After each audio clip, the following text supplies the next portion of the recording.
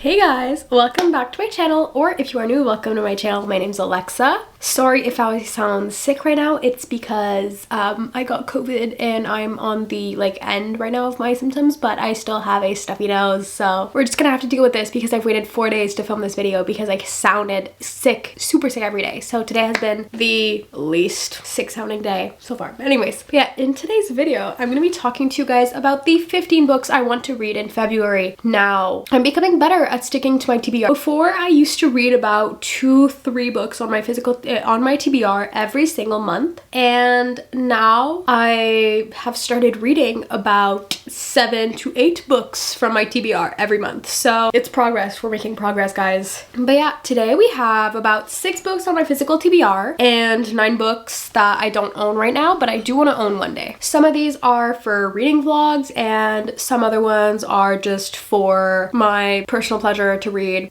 not for a video or anything, but just for fun. And yeah, we're just gonna get into these books, that's what I was gonna say. Okay, but yeah, let's get into the books. Okay, first we have The Rom-Con by Devin Daniels. This one is kind of like a how to lose a guy in 10 days type of book. Basically, this girl, after she's had a really difficult breakup, her grandma gives her this 1950s guide to finding a boyfriend, a dating guide. And it's called, the guide is called 125 Tips to Hook a husband, and she decides to turn it into a column at her newspaper, magazine, whatever she's working at, into a what not to do thing at dates, just like in How to Lose a Guy in 10 Days. And she's at the same time, it's gonna be she's gonna test a guy who works at her nemesis magazine, rival magazine, her nemesis. His name is Jack Bradford, and she's gonna try to hook him into doing that,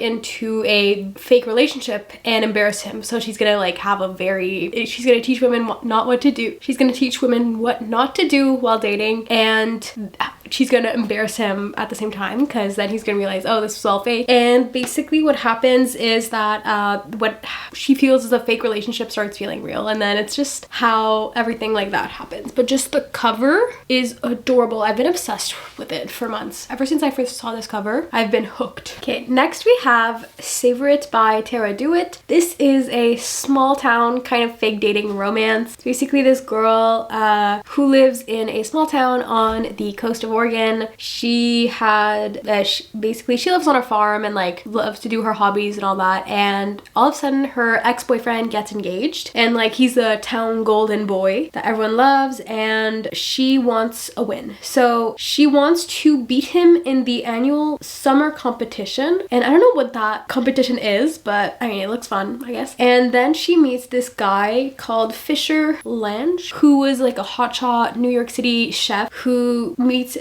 goes to a small town after losing his sister and grieving his sister, and then he's in charge of raising his niece. But yeah, basically after that, at one point they meet up and then they kiss, and then it sparks dating rumors, so then they decide to spark up an alliance and then fake date. Wow, that was the worst summary I've ever done for a book. Next we have The Fiancé Dilemma by Elena Armas. This one is the second one in the Long Shot series. The first one is Long Shot. I don't know what the actual name of the series is, but that's the name of the first book. And it's a book in which this girl had many boyfriends, well actually ex-fiancés. She's had I think 4 fiancés or long-term boyfriends, but they never ended up in a marriage. And then there's this whole thing with her family owns this magazine, and her history with men isn't good for PR, so then she decides to fake date this guy, fake fiance, I guess, this guy who's lost his job and just is now going into a small town like they do in every single small town romance one has ever read. And yeah, it's basically just what happens of when they have rules, and then basically it's a fake, your classic fake dating trope. But I'm really excited to read this one.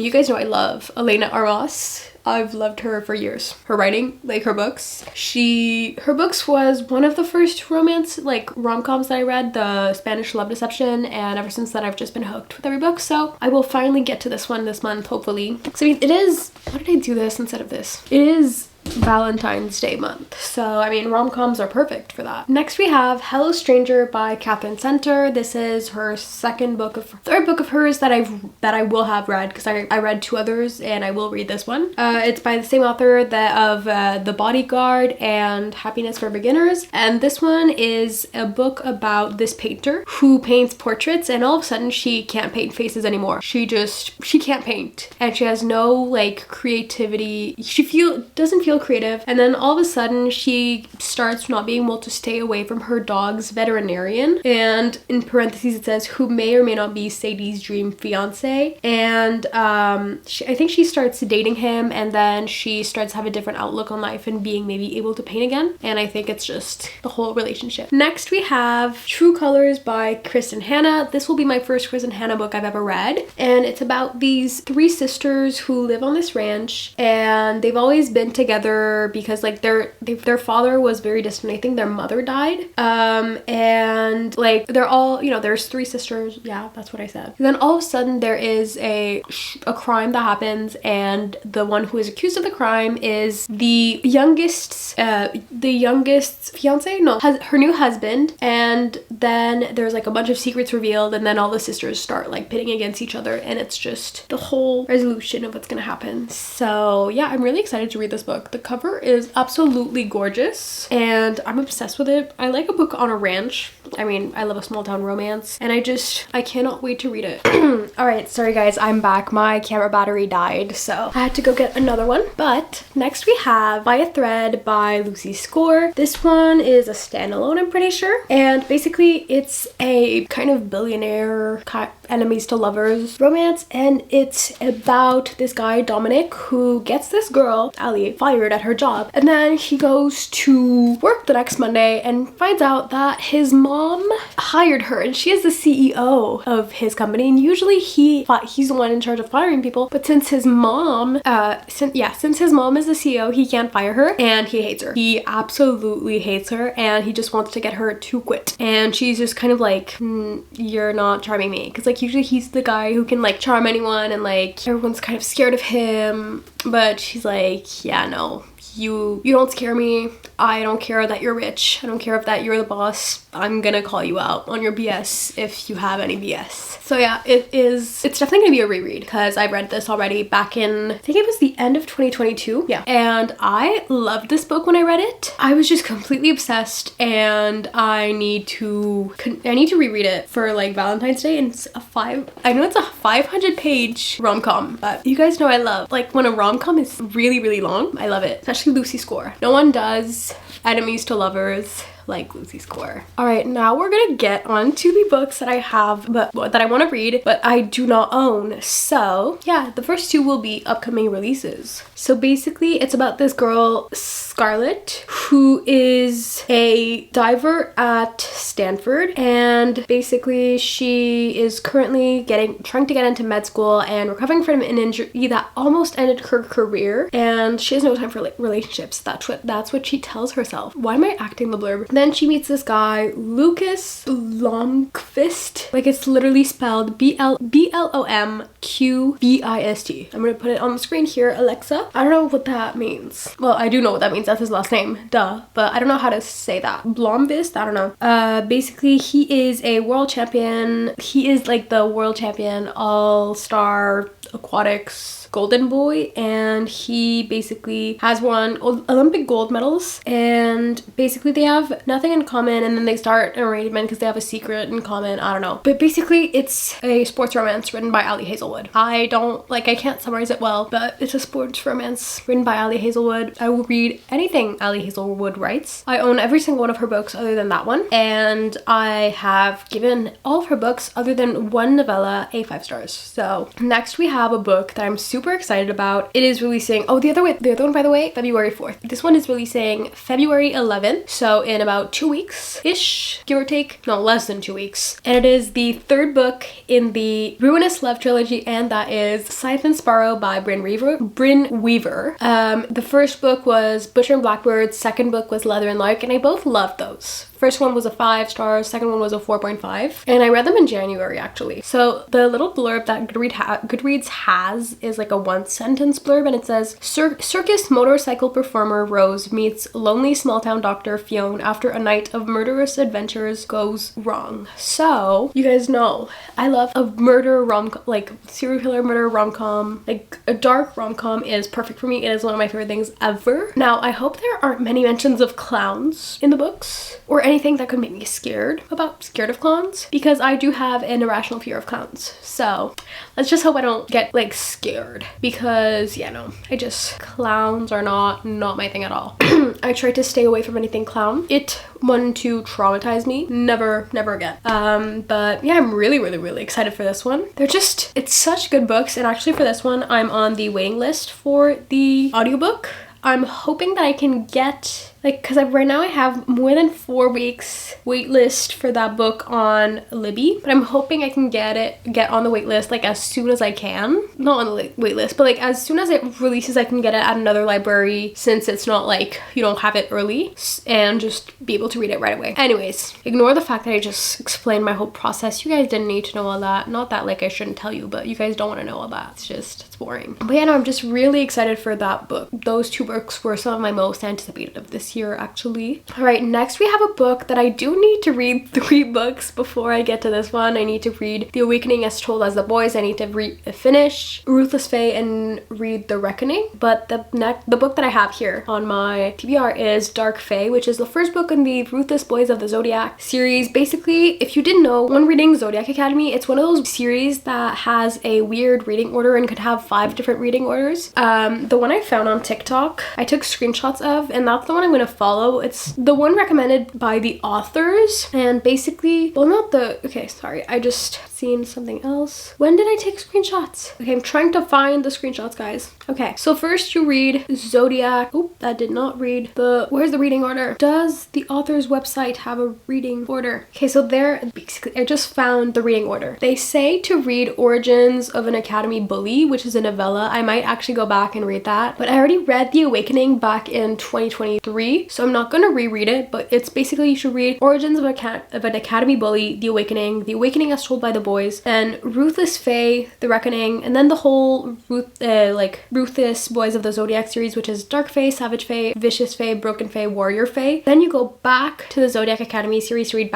book 4, which is Shadow Princess, Cursed Fates. Then you read The Big ASS Party, which is the novella. Then you read a bonus chapter that's called Seth on the Moon. After that, you go back to the like normal series, read Fated Thrones, Heartless Sky, Sorrow and Starlight, then Beyond the Veil, which is another novella, then Live and Let Lionel, which is bonus content. Then you go and read Caged Wolf, Alpha Wolf, and Wild Wolf, because because technically Restless Stars is the last real Zodiac Academy book. Then you read the Darkmoor Penitentiary series, and then after that they just started another series which is in that universe. So I'm really hoping to get through this. Actually, I'm hoping to get through the entire series this month, because I'm planning on doing a 24-hour readathon, so I'm hoping I can get through as much as I can of that during that readathon, which would be nice, because I've always wanted to read this series, so I'm finally getting to it. But yeah, I want to read this one. All that just to say that I want to read that book, which is like, I'm not going to tell you guys much because it's basically would spoil the Zodiac Academy series. All right, next we have Crossed, which is the 5th book in the Never After series by Emily McIntyre. This one is a I'm pretty sure it is a why am I forgetting what type of retelling it is? It's a Hunchback of Notre Dame retelling, and it's like in France and all that, but it's not a direct retelling, because usually what she does is the villain gets the girl, like the villain of the story. But I don't know what she's gonna do in this case, because it seems to not be the villain of the story. It actually seems to be the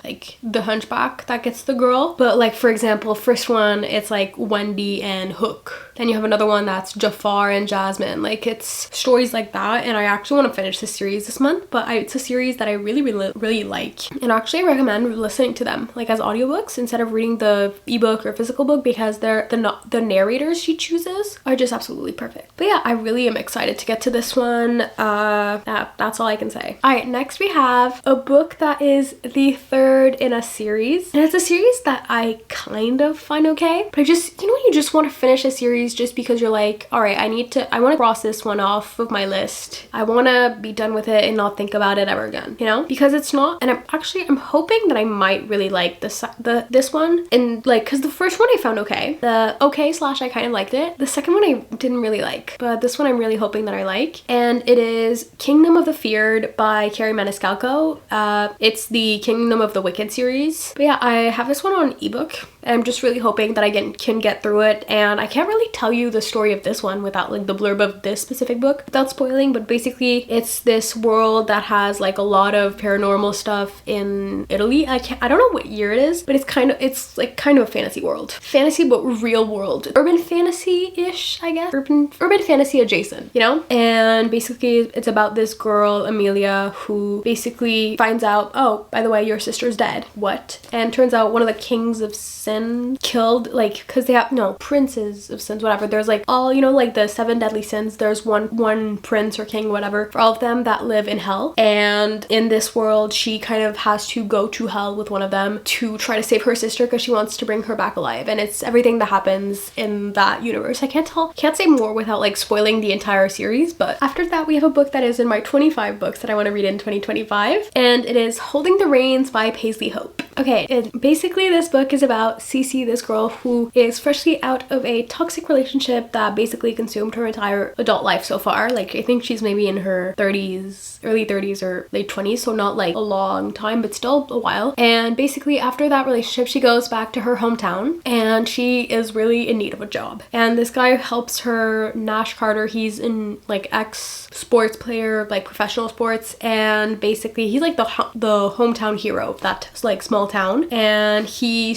basically spent his entire childhood tormenting her when she was a child, and then he decides to help her, and then it's kind of like a enemies to lovers, small town ranch type of vibe, you know? And I'm really excited to read this one because I love a good cowboy romance, you guys know. And I love when it's on a ranch, like I said earlier, about not holding the reins, this is Holding the Reins, about True Colors by Chris and Hannah. And the cover is just so cute, and I know the second one just came out and there's a third one coming out not too long, so I really just need to get into the series. Next we have The Next Best Fling by Gabriela Gamez, and it's this book about this girl who basically her best friend that she's been in love with for her whole life, and he gets engaged to this girl, and then she finds out that this guy who is his older brother, like her best friend's older brother, is in love with her best friend's fiance, and finds out that he was about to confess his love to the fiance, like even though she's already engaged. And she says, no.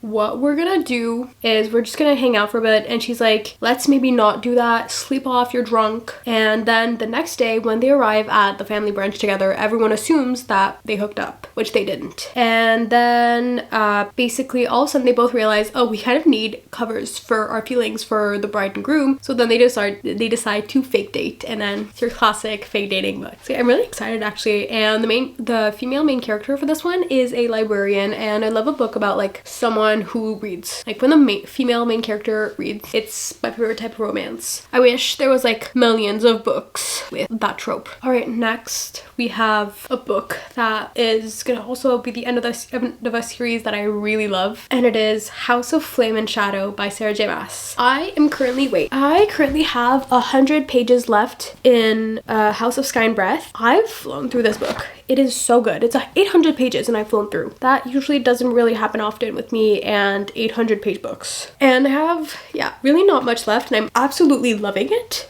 So I've decided that next month I will be finishing this series. I have the ebook from Libby. I have the audiobook as well from Libby. So I'm gonna attack this series and actually read it. I can't say much without spoiling the series, but basically it is an urban fantasy about this girl, Bryce, who finds out that her best friend is dead and a bunch of her other friends are dead. And because like something happened, and then she's very depressed, and then she kind of gets herself involved in this whole thing. She gets questioned, and basically there's a bunch of like, I think you know, the world is going wrong. The world is about to be destroyed by like these evil people, like in every single fantasy book, and it's just really good. And actually, it's one of the only urban fantasies that I've really loved. So it's really good. All right, last but not least, we have a book that I'm actually super excited to read because the premise is so cute, and it is A Love Most Fatal by Kath Richards. And it is a book about this girl, Vanessa Morelli, who has basically been trained her whole life for two jobs: the CEO of her family's construction company and to be the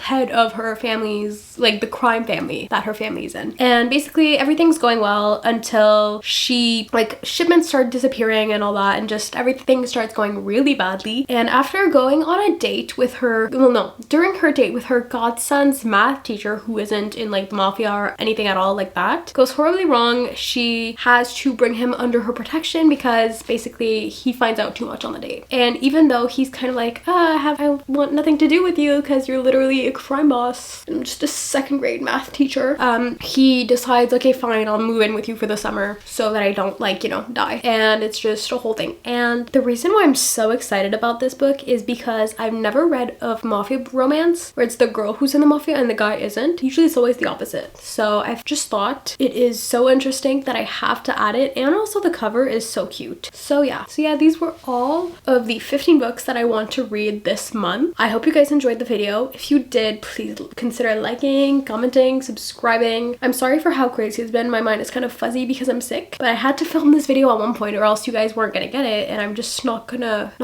like make you guys have no videos. I can't even speak anymore. This was low-key giving, can you say, magnetic? Anyways, but yeah, if you really enjoyed my content so much, then please consider also going on my TikTok and Instagram and following me. I also have the new Tome app thing, like it's a thing, like the new fantasy reader social media. It's really fun. You guys can go add me on there. I'll add it in my bio. And yeah, I think that's about it. If you, yeah, what was I gonna say? Oh yeah, let me know down in the comments what books you want to read next month, and I will see you guys next time I post a video, which will be my January wrap up. So yeah, I love you guys, and as always, have a nice rest of your day, morning, evening, whatever time it is for you guys. So yeah, bye.